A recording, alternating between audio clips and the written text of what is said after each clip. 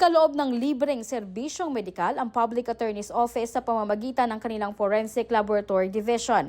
Katuwang ang mga volunteer doctors ng Manila Central University Hospital sa isinagawang PAO Legal, Medical, Dental, Optical, Jail Visitation, and Decongestion Program sa CIW o Correctional Institution for Women.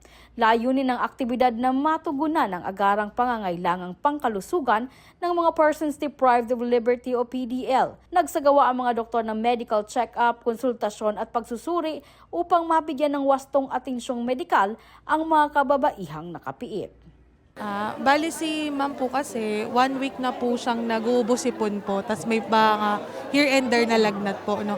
So iniisip ko po kasi baka po kasi nagkaroon siya ng infection sa lalamunan before and bumaba na sa lungs niya, na nagkaka-pneumonia na po siya. Pero in this case ma'am, mukhang low risk pa naman po, no.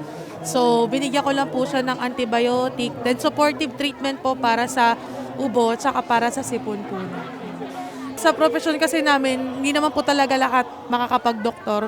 It just so happened na I was fortunate to be given the opportunity para maging doktor. So to thank the Lord and God and the people who provided me with the opportunity, we provide service po talaga sa mga tao nangangailangan po.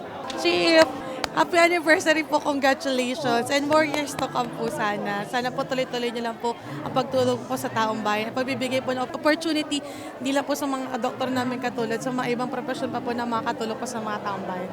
Thank you po, happy anniversary po, congratulations. Namahagi rin ng PAO ng mga gamot upang matiyak ang tuloy-tuloy na agabutan ng mga pasyente.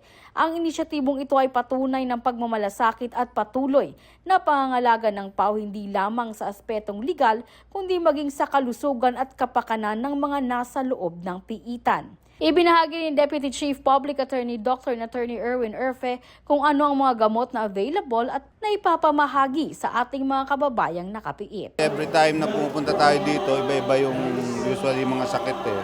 Pagka maulan ng panahon, marami kang makikita nagtatae, maraming nagkakasakit dyan sa ubo, sipon, mga ganyan. So doon nag-stock tayo ng mga gamot na ganon.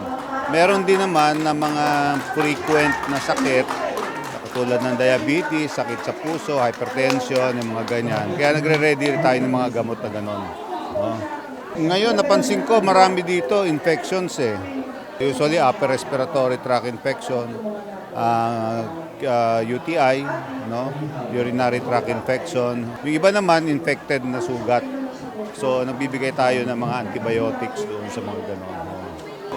Ito na yung pinababayaran natin sa kanila?